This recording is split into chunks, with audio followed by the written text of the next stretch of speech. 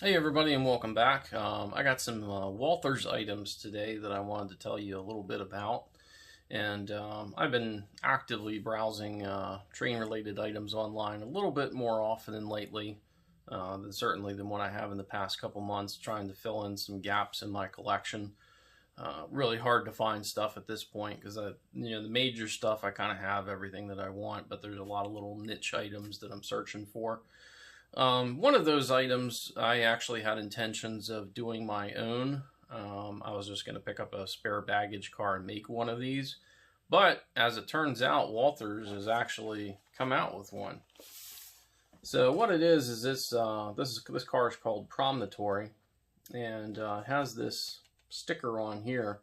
And it's just a baggage car, but this one recently started running around the same time that they restored the big boy. So this is one of the cars that was previously not done in HO scale. A lot of people did these on their own, just because it's fairly easy to re-decal one of these cars. But Walthers did an official version of it, so I figured I'd pick this up and add it to my Union Pacific collection. Not really gonna demo or run this because it's just like every other Walthers baggage car. Also, thank you to the folks in the comments which pointed out in my Union Pacific video from quite some time ago that I was missing a car, which was the City of Portland. I think I got that confused with Portland Rose when I was doing my ordering, but that'll be another car that I need to track down for my Union Pacific train. And then at that point, I think I got pretty much everything that Walthers has done. The main point of this video is on my trip out to the Horseshoe Curve, I saw the GP9 that they have parked there right at the curve, which is number 7048. So I wanted to see if there was an HO model of this, and as it turns out, actually a couple weeks ago, Walthers has come out with one. So I decided to look for it and track it down. So it's a Walthers Mainline model, and these supposed to have DCC and sound right out of the box. It's ESU. From what I understand, it's some sort of value ESU decoder, so it may not have the same functionality as a regular ESU5 decoder. We'll tear into that here. This is my first experience with it, and I believe this is my first Walthers mainline locomotive that I've gotten that had any kind of DCC right out of the box on it. So price-wise, this was $186.99, which for any locomotive that comes with sound, that's pretty good. And the drives in these are the same as what you'll find in the Walthers Proto. Excellent drives. So we'll get it out and take a look at it here.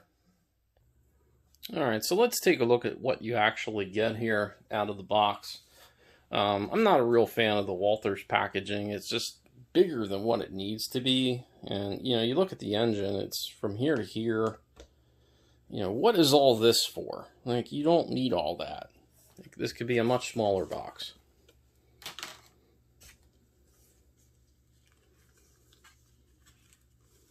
But the model itself, it looks like, is reasonably protected. In here, got a little guide about the ESU that's in it.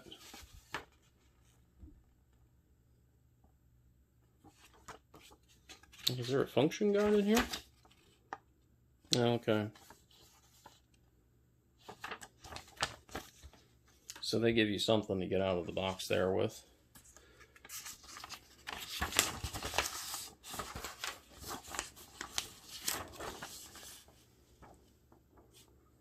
Exploded parts diagram. Also, with these new run of Walthers GP9s, there is a super detail kit for these, which I did order as well. I'll get that at some point. I always get all these super detailing kits for engines, and I never actually bother putting it on. But hopefully that'll make its way onto this one. So, gonna go ahead and gently get this out of the box here. Alright, so we got the model out of the box, and I can tell you that was not easy. This thing is packed in there super, super tight, and you gotta be really careful pulling this out of here because you don't want to just grab the thing too hard. You'll break something off of here. So be very, very careful with that. I may even make some revisions to the styrofoam just so this fits in there a little more gently. That did concern me. But taking a look at it here, it's hard to tell on camera, but this is definitely a greenish hue to it. It's like a very, very dark green, which is correct. I mean, these are Brunswick green, which is basically 9 parts black and 1 part green. It's a Pennsylvania thing. And having saw the real one just a couple weeks ago, I can tell you in person, it looks like they just used plain black paint. If there's any green in there, you really can't tell. So this model here probably more originally depicts how it looked when it was brand new versus present day, which present day was obviously a repaint, and I don't know that they would have had the exact same kind of paint. But that's fine, just a minor detail. The markers on here are dummies, which you really can't expect functional markers at this price point. That would have been just amazing. But I will point out something else here. Real metal couplers. At $186 price point, you get metal couplers. Athearn, you know, if they did this engine, it would probably be $240, and they would give you their sorry plastic couplers, just like they do on their models that are $300-400. Their steam models, which are $600 or $700, they give you plastic couplers. Just absolutely absurd.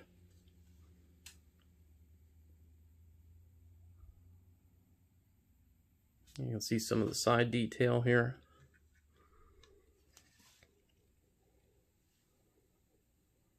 And there is, they say that there's, I guess, little pilot holes here for the grab irons, so that I'm sure I'll have tons of fun with when I try to do it. And now knowing that this engine is kind of this dark green shade, I'm going to have to do some research into trying to find a color that will reasonably match that.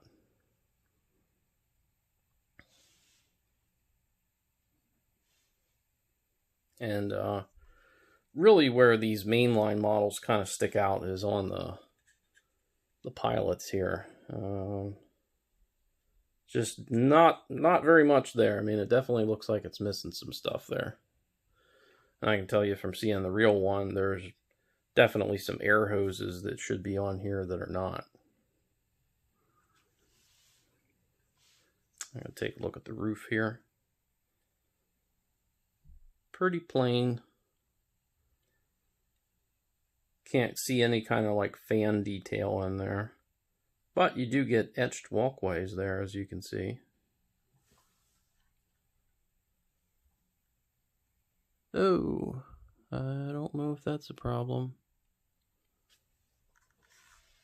I see something here. This right here looks like maybe it's broken. I'm going to have to take a closer look at that.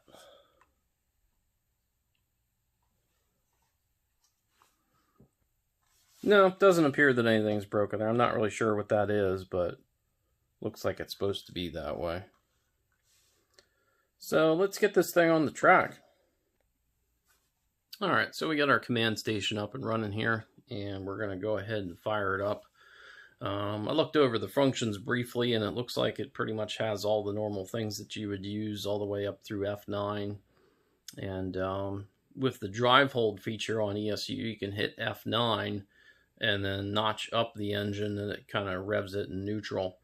So this has a 567 in it, that being what the prime mover is, an EMD 567. And from the videos that I've saw of real life engines that have this, these sound incredible notching up and down.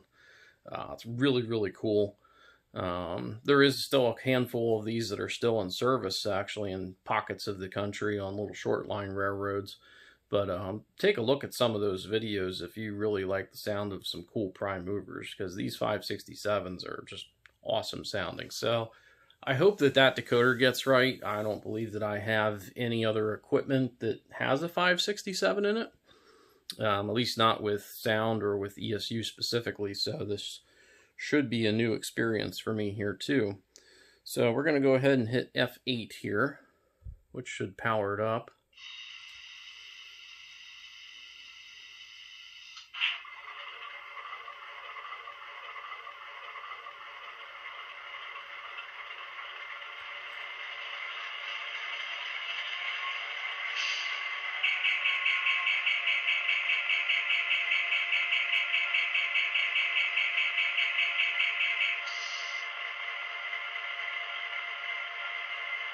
We'll try the bell out. Nice and clear. Alright, I have no idea what horn this has, but we'll find out.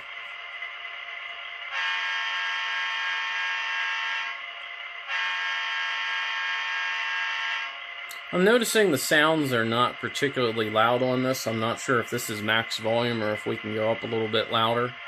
I'll mess with that later.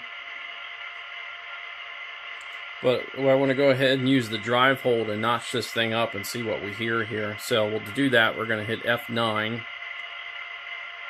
And then I'm free to rev it.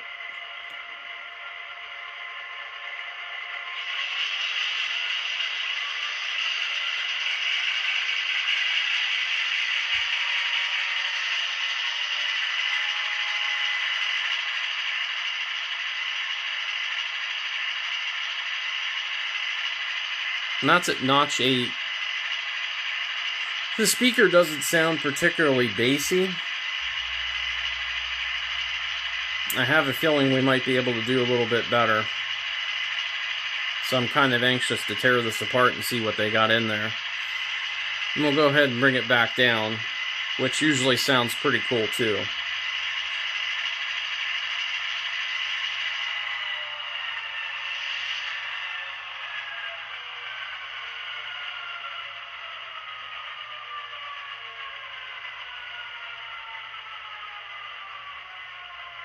Yeah, I think the sound file's pretty good, but I don't think this speaker's really doing it justice. So let's take a look at the running characteristics, and one interesting aspect of this engine is this engine's actually on the track backwards. So this end of the engine's actually the front, and this is actually the back.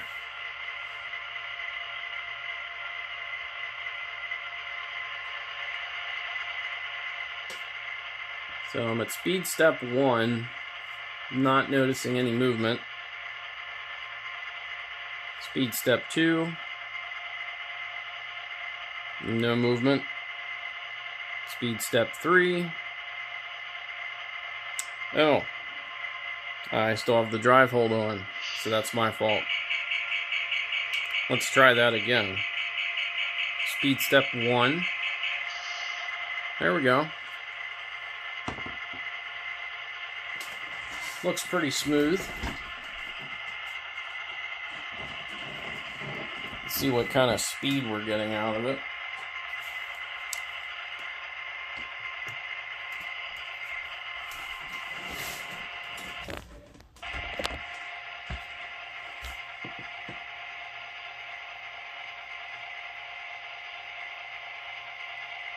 Looks to be pretty slow, which is good.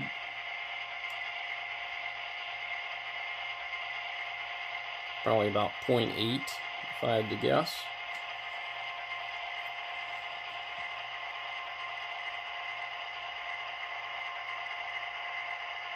Not bad. Very smooth.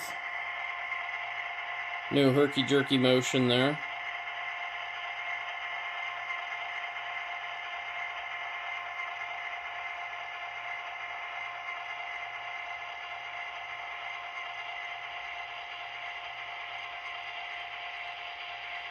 Yeah, I do feel like this speaker should be better, and it's just not.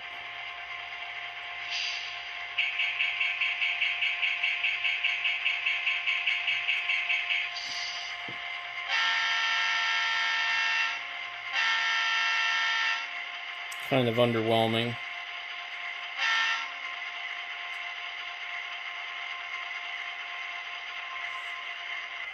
So we're going to go ahead and see what kind of top speed it is here. This thing is not going to be a speed demon, so this is, not something that's going to run 80, 90 miles an hour, or if it does, it needs to be turned down. In service, these probably never exceeded 50 or 60, if even that. So we'll go ahead and get it going here.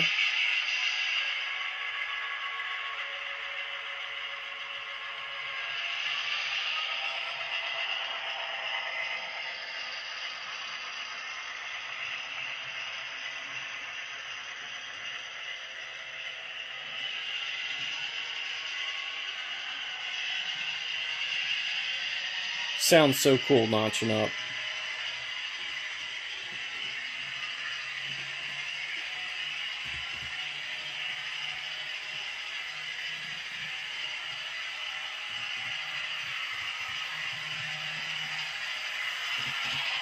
$74, more than sufficient. No reason you would ever need to run it that fast.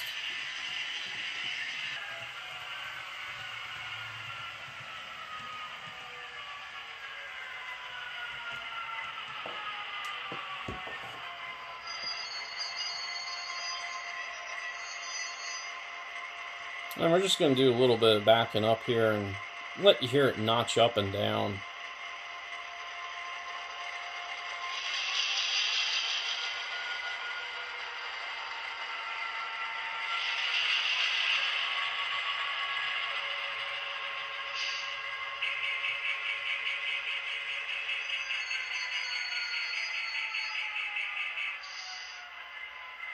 That's probably the coolest thing about this, is just hearing it go back and forth. I think as a switcher engine, you could have loads of fun with a 567 or something that has that prime mover on your layout. Oh, definitely. I just love that sound, but we need to make it better. Alright, so we got this thing apart and finally got to the speaker, and I can tell you it was not easy. So on the underside of the shell, there's a number of screws that you have to take out. I'll show you here. So on the underside, there's, well, you have to take off the fuel tank. There's 2 screws for that, and then there's also one here, here, and then you've also got the screw for the coupler and a little one that's beside it, and then the same thing up front.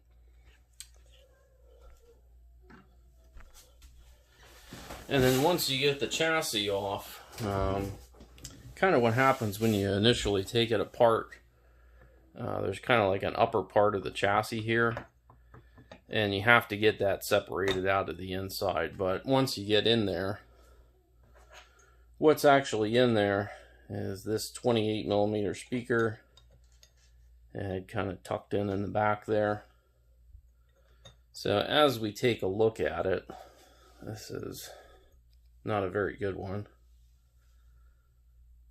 You can see on the back there, this only works to, it says 0.25 watt. So it can't handle very much, and pretty much any of them that look like this on the front are just junk. I have piles of these. This is the same kind of speaker that Athearn puts in, well, they're older SD70 ACEs. Just not very good. So I think we will see quite a bit of difference switching over to a TCS WOW 28mm speaker.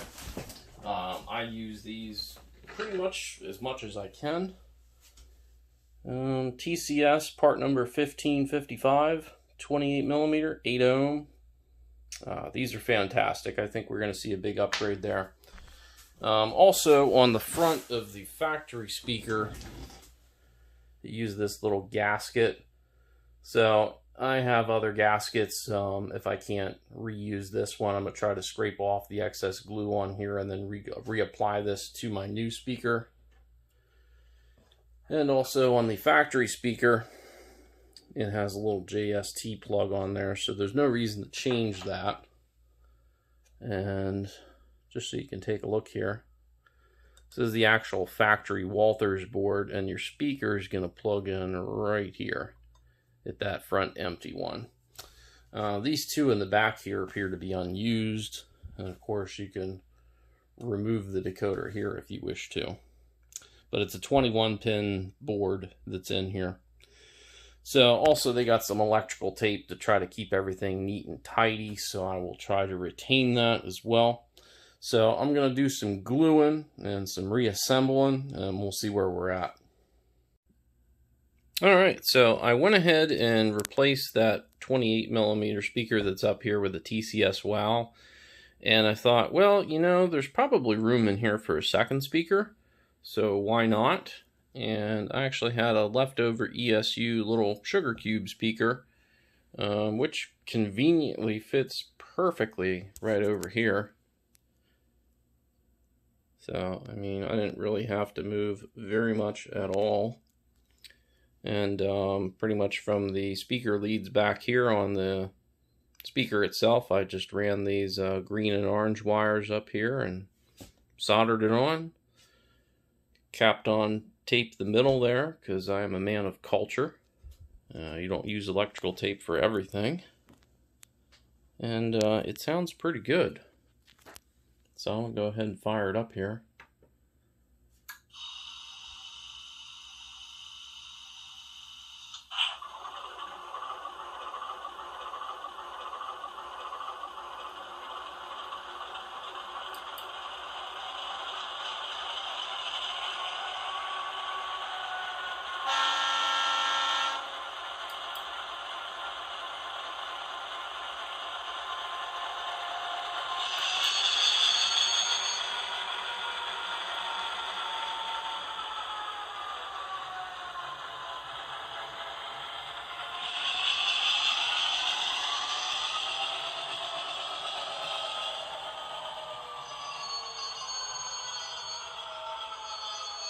Sounds much fuller now. I think it's even going to sound just a touch better once we put the shell back on here. So I'm going to go ahead and do that, and we'll see how it sounds for real. Alright, so I have the shell back on here, and I did mess around a little bit with the sound just to kind of find the optimal setting for it, and it seemed like where it set in at, where it sounded the best, was about 180 out of 192. That being on CV63, which is your master volume. So that you can only go up to a max of 192, and I think 180 is actually where they have this out of the box, so I ended up going right back to that. But I think it sounds even better with the shell on, and I want you to hear it because it just sounds awesome now.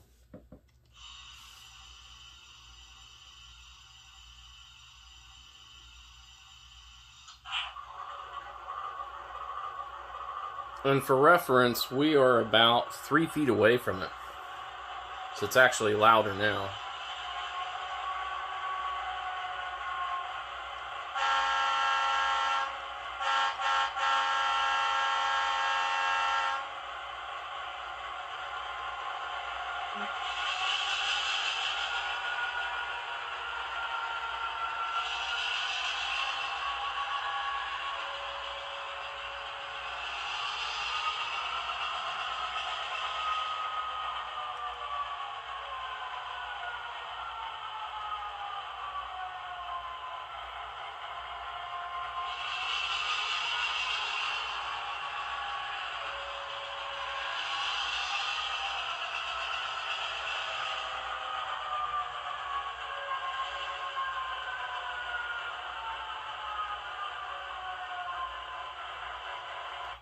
Alright, so I think I've done pretty much everything that I want to do as far as the sound.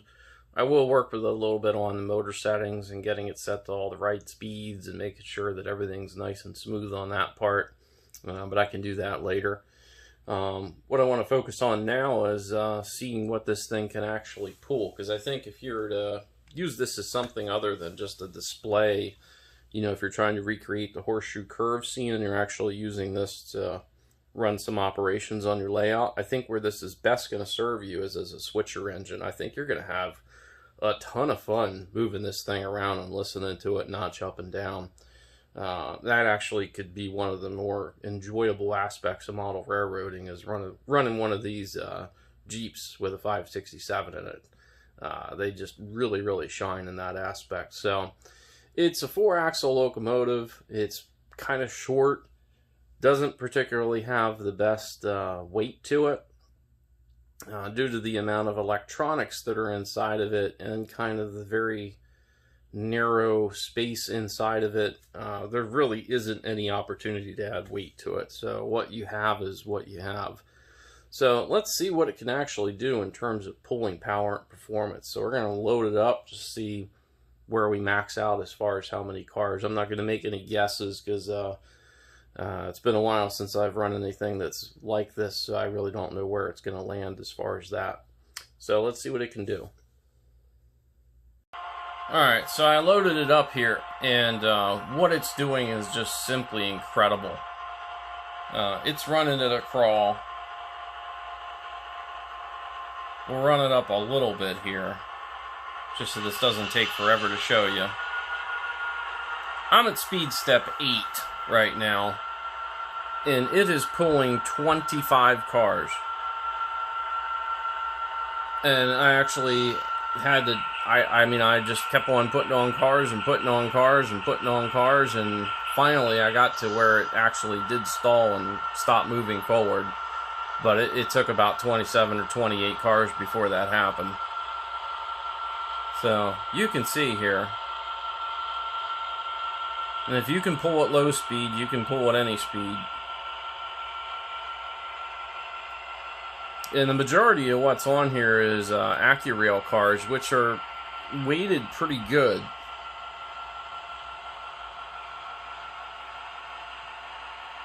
This is by no means a prototypical consist. I just got whatever was easiest to get out of the boxes, and the AccuRail boxes are pretty easy to get into.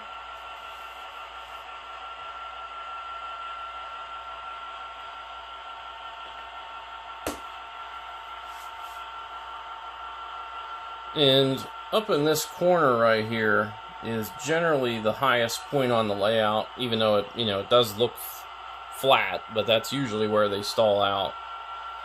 And it's just handling it.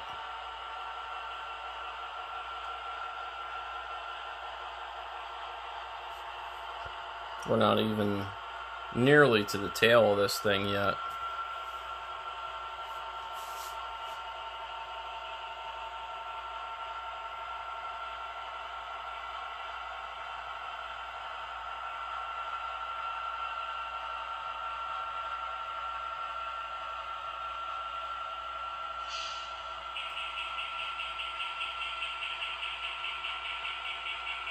This is a pretty incredible feat for most locomotives in general. For a 4-axle, this is just absolutely incredible. I've never saw a 4-axle do this before.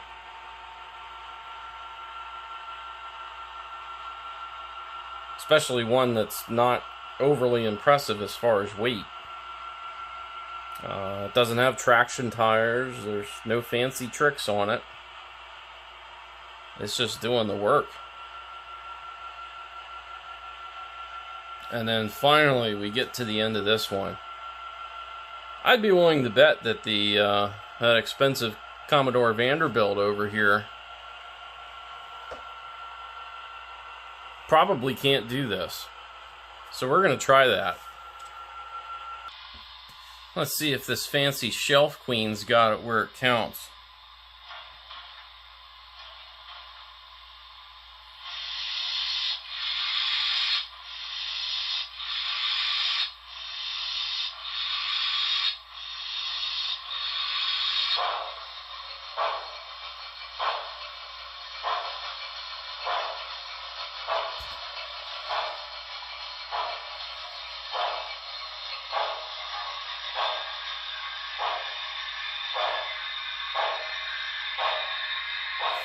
Oh, I think the drawbar is not hooked up.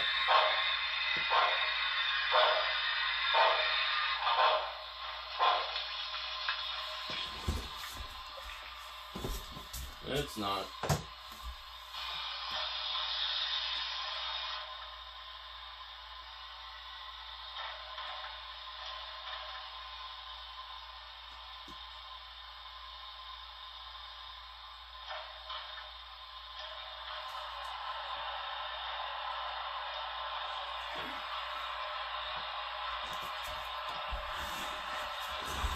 Alright, let's try that again. Now that we're not using the tether to pull the load.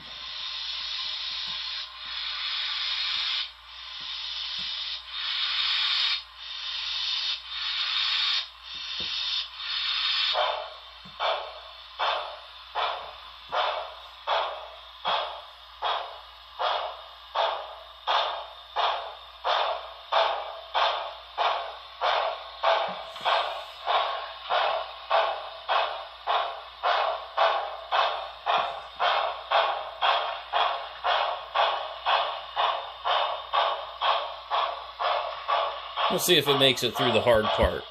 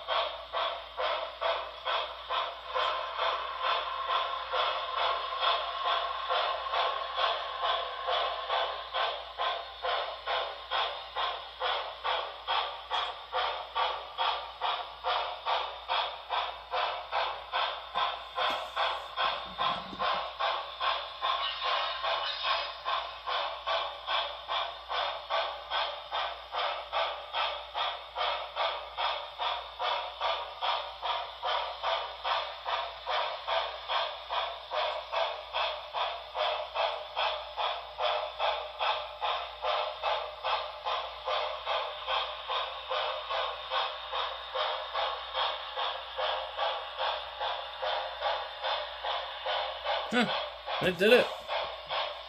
That is a surprise. Can't say I'm disappointed. I'm glad it did it. Alright, so let's wrap it up. I know I'm kind of a fan of long form content. You know, if you haven't noticed on my videos, especially things that, you know, I find interesting, it kind of gets the imagination flowing and I just want to do more. So that's why we went as far as what we did in this video. So, you know, first of all, the cost on this engine is definitely the best thing about it. There's just really nothing else at this price point, I would say, even in other locomotives, that doesn't touch it. Athearn Ready to Run is generally at a price point that's higher than this. Same with the Athearn Roundhouse product, which is generally not as good. This is fantastic. Walthers continues to be the best value in model railroading as a whole, especially Walthers Mainline. A lot of people complain about how expensive this hobby is now, but if you want to enjoy yourself and have good stuff that works, just buy Walthers Mainline. You know, just don't even worry about any other brands of trains. Just exclusively buy Walthers Mainline. You would be, you know, extremely happy if you did that. Not even dabbling into other things. It's been fantastic. I don't really, now that I think about it, over the years, and this goes back to the 90s, I don't think there's ever been a single Walthers product, whether it be a locomotive, engine, passenger car, freight car. I don't think I've ever been unhappy with a single Walthers purchase. There's never been one where I was like, this is really expensive. It's not really that good. Or, there's something on this that wasn't engineered properly, or I had to fix this. Can't think of it. It's never happened. They've just been knocking it out of the park for 30 years straight, if not longer. So this engine, I'm glad that they had the foresight to release it in the road number that depicts the one that is at the Horseshoe Curve. I think this one will be pretty popular. It's still out pretty much everywhere in stores now. I'm honestly thinking about getting another one and a different road number or a different road name. I know that they got a chassis one out there, and I'd love to have a chassis switcher because this is a fantastic engine. The only thing I don't like is that, you got to go out and buy the detail kit to make it, kind of look like it's supposed to with the grab iron, so that I'm not looking forward to. The speaker that was in it was, that's definitely one area that they cut costs, but, it's not hard to put a different speaker in it. I mean, it takes a couple minutes. It's really not that hard. And while I was in there, I was even able to make it better just by adding in an ESU speaker. So a minimal amount of cost, You don't need to change the decoder, but if you wanted to, and you wanted to go with like a Soundtrack Tsunami in there, which there's a valid purpose in doing that, because I believe their DDE feature is a little bit nicer for the auto notching versus ESU's drive hold. I mean, that's kind of a personal preference, but I'm not going to go and rip out a perfectly fine ESU decoder just to switch over to Tsunami. And they don't seem to make this particular road number in a DCC ready, otherwise I probably would have gone that route. But I'm perfectly happy with the ESU that's in this. And for this being an ESU value decoder, or essential sound unit, whatever it is that they call it, I really can't tell the difference between this and an ESU 5 decoder. It does everything flawless, just as every other ESU decoder does. So fantastic. This is, I haven't looked at too many locomotives this year, but I can tell you this is probably the locomotive of the year. I have not been this happy with a product out of the box probably since going back a couple years when I got an Athearn ready to run SD40, I believe it was. And that was really, really good, and really, really good for the cost. This is fantastic. I love it. Do yourself a favor, buy it. Try out some other Walthers mainline products. I think you'll be more than satisfied with them. So, I mean, I could go on and on about this locomotive, but it's fantastic. So, that's it for this one. I'm going to stop talking about it now. Now, one more thing. At the end of this video, I'm going to throw up a couple pictures of the real one that I took pictures of at the Horseshoe Curve a couple weeks ago. I had it in a previous video, but I'm going to show that here at the very end so you can compare this model to the real thing.